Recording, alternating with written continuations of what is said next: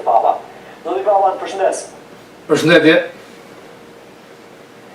Jam kurios të di si keni lexuar ju mesazhet e Donald Trump gjatë summitit, por edhe në bordin e Air Force. Çfarë do të thonin ato?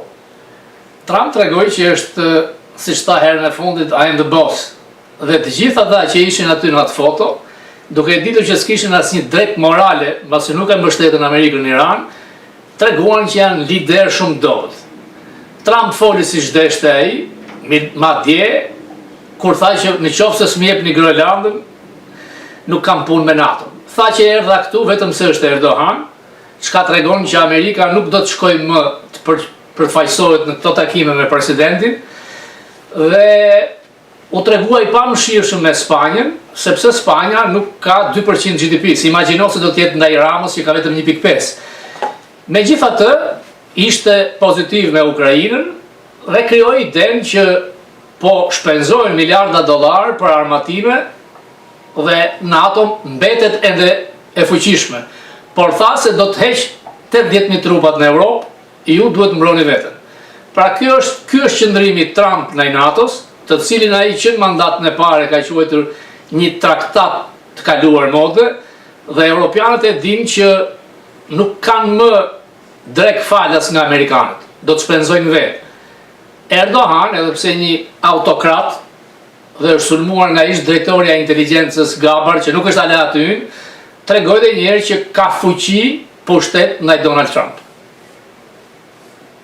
Megjithse e ka quajtur Tigër Letre, ishte në summitin e Aleancës, NATO-s, po me sa duket, sipas edhe analizës tënde për hesap të vet, oferta ndaj presidentit Recep Tayyip Erdogan për F-35-ën, si do ta cilësoj? Lëvizje taktike, me goditje, me rrezet gjatë, çfarë do të... Jo, Turqia është aleat e madh i amerikanëve, sidomos një vend musliman, bëri gabimin e vet kur bleu raketat mbrojtëse kundërerore nga Rusia, në qoftë se ato do t'i kthejë dhe t'i çojnë në vend të tretë, do të lejohet hyj përsëri në familjen e madhe, se dihet lidhjet shumë të mëdha ushtarake që janë midis Amerikës dhe Turqisë. Erdogani do të hiq, ashtu si dhe Trump. Aleanca është shumë herë më e madhe. Nuk është shumë e çmueshme për Amerikën të humbi një aleat si Turqia. Edhe pse thash, u sulmua nga Gabard, dihet Trump i ka një lloj afiniteti për autokratët dhe për gjysmë autokratët. Me sa duket janë dhe lidhjet e hershme financiare që ka pasur në Turqi dhe e shikon Erdoganin si mik. Nuk ka asgjë të keqe, sepse për ne si Shqipëri, te janë vendet aleate në Ballkan Turqia, në Europë Gjermania, në botë Amerika. Për mua, Shqipëria u përfaqësua në mënyrë qesharake me kryeministrin Rama si bufon, se kujt takon vendi Ramos e shikon tek fotografia kur ai që organizon summitin e vendos. Si në Hag, si këtu e kanë vendosur afër me rojet. Tek protokolli me që është me Albania, Rutja, edhe ky një gjysmëvllai i Sorosit, e vurin në rreshtin e parë dhe ju e pat vetë atë shikimin bezdisës Trumpit, ndaj atij që me veprime kloni kërkon të fitojë në një batut. Por ishte i izoluar në të gjithë pamjet që pam, nuk ka pasur asnjë takim siç kanë gjithë tjerët, aq më tepër që vjen mbas 40 ditë protesta masive dhe mbas nisjes së hetimeve nga inteligjenca amerikane, sipas një ligji në Kongres të CIA-s dhe DEA-s, FBI për lidhje të trafiqeve të qeverisë Rama dhe mbi trysnin ndaj opozitës. Nuk ka ndodhur kur me një kryeministër të NATO-s. Hetimet do ta nxjerrin përsëri lakuriq. Zoti Papa, shumë interesante e gjithatë. Pse duhet të lexojmë këto element për të kuptuar pozicionin e Shqipërisë në këtë summit, pra ju thatë në listë, pozicioni ku pa diskutim. Fotografi, pa diskutim. Ma do mundë që janë precisht rutin. Jo, çdo gjë është mesazh dhe pistoleta e dhënë është mesazh. Çdo gjë kryhet me mesazhin. Ishte vetëm për Ramën, për gjithë liderët. Do flasim vetëm për atë. Unë marr vesh, pozicioni ku del fotografi që ka mesazh. Është mesazh, ti e afër rojës, edhe në Hag aty të kanë vendosur. Sepse para punës vishër si klon. Na turpron si shqiptar bashkë me shortën e tij. Dgjoj, puna e veshjes është çik ha debat. Jo, ha debat. Ore, ai mund dalë dera kuriq, po nuk të lë njëri. Nuk të lë njëri. Ati kur është tek foto e parash me këpuc, nuk të njëri të tysh atje në protokoll. Këto atletet, është era dytë që kjo Ruteja, LGBT, e kryen këtë ritual me Ramën. Unë them se Alex Sorosit mund të ketë gisht, kërkon ta turproj, ai ka lidhje me Rutën. Si do dalësh me atë? Ai për ta zhvlerësuar gjithë situatën. Ai nuk del Sportivitet. Jo, nuk ka sportivitet, ai vuan nga kolona, nga shtylla kurrizore, ka 5 ruazat të dalë jashtë loje dhe sa herë që vjen në New York shkon urgjent në spital. Është bllokuar 2 herë në hotel shtrirë. Por e maskon Nevojshme atëherë. Nuk ka lidhje me ekstravagancën. I smur Mosko. Ftesa që për Began, i smur i riqëndron në Shqipëri. Për mua i smur mendore para punës me këtë, nuk po di si po reagon. O zotëri, nuk ka asnjë Për simbolikën e pistoletës personalizuar, se kishte në detaje me plumba gjithashtu. Pra, je pistoletën, por nuk është për ta mbajtur në kuti. Rama mund të largohet si ish kryeministri Shreu ose në një ish kryeministër tjetër, pra janë të gjitha skenarë mund të helmojnë, ai duhet largohet. Nuk mund të përfaqësojë më Shqipërinë. A ka më turp? Në Hag u deklaruar që Shqipëria do të organizojë samitin. Nuk thanë, sepse janë duke e konsideruar ta anullojnë samitin në Shqipëri. Kjo në dëmënën e si shqiptarë. Do të zhvillohet. Rutja flet nga ato idiotligjet e tij, nuk ka çdo gjë bëhet me shkrim. Rutja është kreu aleancës. Jo, ai sa është Tavlan Balla kreu PS-s. Rutja është sekretari i përgjithshëm, nuk ka asgjë në dorë. Tavlan Balla është kreu i grupit parlamentar. Po ai sa mund të jetë kryeministër për ta thash, aq forcë ka dhe Rutja. Kujtondi se Rutja ka forcën e NATO, 2 ushtri ka NATO, Amerikën dhe Turqinë. Rutja dihet qëndrim liberal dhe servil ndaj presidentit Trump. Rutës ja bëri pyetjen një gazetar i shtetit vet. A nuk ndjen ti një vet respekt, një ulje të respektit kur qëndron krahas Trumpit ku ai të ofendon? Dhe ai nuk foli. Të gjithë aty donin të mos shqetësonin Trump. Të gjithë me servilizma. E turpshme është, por nuk kanë gojë sepse u treguan karagjoz në një konflikt madhor me Iranin. Nuk lejuan që Amerika të përdorte bazat amerikane të NATO-s të mbajtura me miliardat e me miliardat e dollarëve të taksapaguese amerikanë. Trump këtë nuk ja u fal. Në qoftë se sposton 80.000 trupat që ka, Evropa do ta ketë vështirë mbrojtjen. Natyrisht që me ardhen një presidenti të ri mund të rikonsiderohen përsëri, sepse edhe mandatin e parë i largoi nga Gjermania, erdhi Biden i ktheu. Por dihet qëndrimi Trump ndaj NATO-s. Edhe sikur të ketë samit në Shqipëri që unë uroj, Trump nuk do të vi. Do të dërgoj dikë më ulët se pozicioni i tij. Sepse e tha vetë, unë erdha në samit vetëm se është Erdogan. Jo vetëm për të parë. Do më japësh një interpretim për pistoletën edhe për plumbat e Erdoganit. Aty është përmendur dhe Amir Shteni në Shqipëri. Nuk jam për nuk e kuptoj dhe Erdogani atë mentalitet, nuk është kohë të dhurosh pistoleta. Është kohë paqeje, megjithatë, këto janë gjëra private që nuk ka pse i bëjnë ti nxjerrën për foto në për gjëra. Rama meriton shumë se pistolet si mesazh. Dhe atë mesazh po e jep ai brez hynor. E them edhe një herë. Në Zvërnec janë shtruar 10 kilometra rrugë dhe pse s'ka leje. Oligarkët e atij janë ata që investojnë, nuk ka investime amerikane. Ndërkohë që përgjimet janë tejet masive, po ja them miliarda dollar. Docjen në departamentin amerikan të shtetit dhe ai ligj, ai shtojtë e ligjit ku fillojnë hetimet CIA-s dhe FBI për lidhjet e trafiqeve, kjo është më e rënda që ndodh me Shqipërinë. Rama kërkon ta kthejë si një shtet narko-shtet. Dhe nëse kjo do të sjellë raportin e klasifikuar të CIA, ai shkrimte Washington Examiner. Rama si Noriega do të bëjë që ai të negociojë burgun, jo pushtetin. Dhe burgu mund mos jetë vetëm në Shqipëri.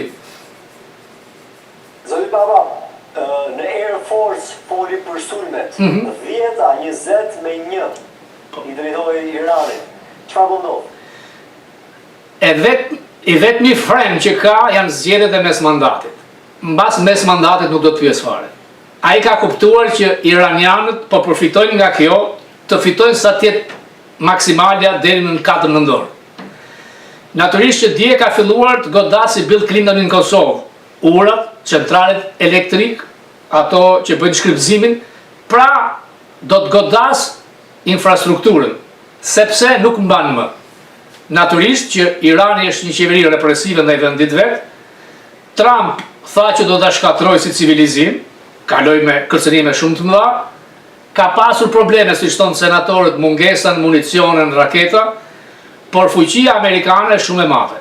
Dëmet janë bërë masive, avionët amerikanë fluturojnë dhe bombardojnë kur duan, sepse nuk ekziston mbrojtja kundërajrore e Iranit, çka nxori jashtë loje teknologjinë ruse dhe atë kineze. Duan apo s'duan, Amerika mbetet superfuqia vetme. Trump ka probleme, i tregojnë aty probleme shëndetësore, gafa, probleme konjunktive, por përfaqëson Amerikën. Janë të tjerë, ai që quhet deep state, generalet, që kontrollojnë dhe Amerika natyrisht do të dojë ta kontrollojë atë zonë. Ka diskutime të mëdha, janë 800 baza amerikane nëpër botë. Nuk ka asnjë shtet tjetër një sasi të tillë për të mbajtur paqen, për dominancë, nuk diskutohet. Por Amerika nuk është ashtu si portretizohet vend ku ka krime, ka vjedhje. Unë kam ndjerë këtu me biseda me tifozë të shumë që kanë ardhur, që kanë ndjerë mikpritjen amerikane, bollikun amerikan, qetësinë, bukurinë, e panë me sytë e vetë. Ky ishte një PR shumë i madh për Amerikën. Një kup bote që ka sjellë një energji të madhe dhe çdo ekip ka përfituar miliona dollar. Janë rënë rreth 4.1 miliardë. Nga FIFA vetëm Amerika mori rreth 600 milionë. Do të flasim edhe për sport, ndikimin nëse mund ta quajmë kështu Donald Trump, nëse ka pasur, nëse provohet diçka e tillë. Po kam edhe një gjë, për sa i përket sulmeve ndaj Iranit. A mund të themi sot me informacionet që ke se jemi në pikën 0, pra çdo marrëveshje që është arritur deri tani, çdo komunikim që ofron ndërtesa diplomatike nuk kanë në pikën bisedat nuk kanë qenë kur serioze. Nuk mund bësh biseda diplomatike duke dërguar dy ignorant diplomatik, Kushner dhe Witkoff. Dërgoi J.D. Vance, nuk pati sukses. Duke i qartë që ishte fitim kohe, donte të ulte çmimin e naftës, e uli, nuk u rrit më shumë se $5 galloni, pra e mbajti ekonomia amerikane, tregu amerikan. Trumpi e pa, pra nuk u kalua ajo barrierë, dhe ai e di që duhet goditur Irani. Se në qoftë se Irani prodhon armë bërthamore, është rrezikshëm jo thjesht për Izraelin, po për gjithë zonën. Prishën ekuilibrat të mëdha. Unë besoj, si thonë analistët, mbas zgjedhjeve të nëndorit, Trump nuk don t'ia di. Do të godas. Sepse kërkon që në trashëgimimin e tij si president të ketë diçka të mbahet mend. Dështoj me tarifat, ekonomia nuk mund të themi se ka bomë të madh, por në qoftë se fiton këtë luftë, ka dështuar edhe me negociatat, duke çuar nuk ka synuar të negociata reale, ka qenë blerë kohë, them. Nuk mund bësh negociata me Kushner dhe Witkoff. Pik. Obama shpenzoi edhe 7-8 muaj duke bërë negociata me profesionistë. Ata iranianët janë përballë Kushnerit dhe Witkoffit, janë me PhD, e njohin çdo gjë me detaje. Por kur je nga pozita e fortit, edhe me Kushner dhe Witkoff i e diktues. Dhe Trump e ka parë se sa fuqi ka ushtria amerikane. Kur bëri blokadën, thuaj se e shkatroi. I lak pak frymëmarrje, sepse nuk donte që të shkonte ekonomia botërore në recesion. Mbasi u sigurua që Kina dhe Rusia nuk do të mbështesin Iranin, doli përsëri tek Trumpi i parë. Zoti Baba, flasim pak për sport. Tani, çfarë ka të vërtet në atë bisedën telefonike midis Trump dhe Infantinos? E vërteta është që Trump e ka telefonuar. Dhe kur telefonon presidenti amerikan, kushdo që të jetë, do të ndikohet. Ngre telefon. Për të ngritur nuk diskutohet. Tani Infantino tha që u mor vendimin. Për mendimin tim, nuk duhet që është ndërhyrë. Sporti duhet të jetë jashtë politikës. Por Trump është Trump. Nuk e ndalon kush. Aq më tepër që presidenti i FIFA-s është pasuesi dikujt që u arrestua nga FBI, nga Blatter. Është një organizatë që ka probleme. Ka probleme. Ndaj ka për punë Trump. Pa diskutim që do të ketë hetime. Nuk mund të ndërhysh në telefonat, por Trumpi është Trump. Trumpi foli për shembull për ndeshjen për Anglinë, unë jam habitur, kishte parë ndeshjen me Meksikën. Tha, unë kam luajtur golf me Kane. Edhe pse futbolli është diçka që për amerikanët nuk ngjit. 3 orë për të bërë një gol. Këta kanë hakin, hokejin, futbollin e vet, por energjia ishte shumë. Unë pata fatën të shikoja një ndeshje të madhe Brazil-Norvegji. Energji fantastike. Organizimi përsosur. sjellje e qytetëruar midis tifozëve. Nuk pash në zëng, në sharje në atë gjuhën portugeze, natyrisht që po. Stadiumi i mbushur me fanelet e Brazilit dhe një grup i vogël rreth 2000-3000 tifoz norvegjez me atë uf, ishte fantastike. Dhe unë që kisha bluzën e Tiranës, i mbirë bluzën e Shqipërisë, ka gjë më të bukur? Padyshim, mund të thuash kush është favoriti? Flitet për Francën. Tani Franca ka ekipin më të mirë. Anglia ka kohë që thotë is coming home. Maybe, në qoftë se kalon Norvegjin, gjithmonë duhet të jetë një ekip surprizë. Në qoftë se Franca ndalon vetëm nga Maroku. Nuk besoj se ndalon Spanjë. Argentina duket se ka qenë e favorizuar. Ka një super yll si Messi, por mosha mesatare 31 vjeç. Shpresoj që shqiptarët e Zvicrës ta ndalin. Do të ishte një kryevepër për mua, si tifoz i hershëm i anglezëve, Franca-Angli. Por çdo gjë mund ngjas. Franca ka ekipin më të mirë. Qartë. Falenderoj. Kënaqësi. Vjen mirë që e mbyllim kështu me sport. Sport është, aty e kam fillesat e mia, nuk ka si futboll.